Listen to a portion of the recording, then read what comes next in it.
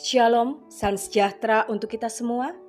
Bacaan harian untuk Bakti Wanita Advent Seuni Indonesia Kawasan Barat tahun 2025 diambil dari buku Hinus My Name. Dia tahu namaku. Jumat 15 Agustus dengan judul Jangan Takut 365, bagian pertama. Ditulis oleh Lela Morgoding. Firman Tuhan di dalam Yesaya 43 ayat 1-2, Janganlah takut, engkau ini kepunyaanku. Apabila engkau menyeberang melalui air, aku akan menyertai engkau, atau melalui sungai-sungai, engkau tidak akan dihanyutkan. Apabila engkau berjalan melalui api, engkau tidak akan dihanguskan, dan nyala api tidak akan membakar engkau. Sahabat BWA, ketakutan dan kesedihan melanda hati saya pada musim panas ketika suami saya terbaring di rumah sakit, menderita COVID-19, pneumonia, dan infeksi saluran kemih. Ketiga penyakit ini mengancam jiwa. Namun, virus corona yang pada waktu itu masih dalam tahap awal menjadi teror terbesar.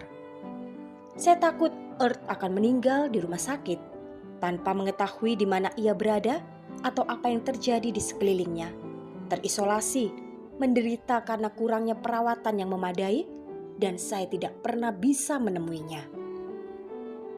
Hari demi hari, saya mengakui ketakutan saya kepada Tuhan, memohon kepadanya untuk mengambilnya, karena ketakutan itu tidak hanya menyakitkan, tetapi juga memalukan bagi seorang wanita beriman yang sejak kecil telah menghafal banyak janjinya tentang perlindungan dan pemeliharaan, termasuk perintah jangan takut atau jangan khawatir.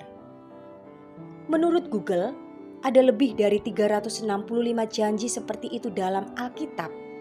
Cukup untuk satu janji setiap hari dalam setahun. Dalam masa kesedihan saya, ketika membaca kitab Matius, saya memperhatikan dua contoh di mana Yusuf, ayah duniawi Yesus, merasa takut. Kita bisa lihat di dalam Matius 1 ayat 20 dan Matius 2 ayat 22. Saya teringat orang-orang setia lainnya yang juga mengalami ketakutan. Saya berpikir, jika mereka benar-benar percaya kepada Tuhan, seharusnya mereka tidak merasa takut. Mengapa Daud yang diurapi sebagai raja masa depan Israel melarikan diri dari Saul? Ketika dia mencari perlindungan di wilayah musuh, apa yang dia rasakan saat harus berpura-pura gila? Air liur menetes di janggutnya. 1 Samuel 21 ayat 12-15. Bukankah Tuhan adalah gembalanya di lembah bayang-bayang maut?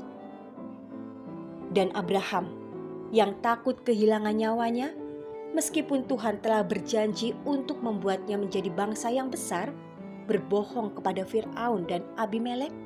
Kejadian 12 dan 20. Bagaimana dengan para murid yang ketakutan di tengah badai di Laut Galilea?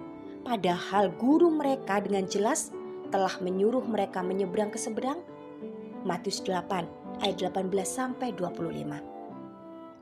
Saya menjadi lebih memahami rasa takut yang melanda hati kita di tengah bahaya besar. Dan saya bersyukur kepada Tuhan tidak pernah mengejek ketakutan hamba-hambanya. Sebaliknya, Ia berusaha membangun iman mereka.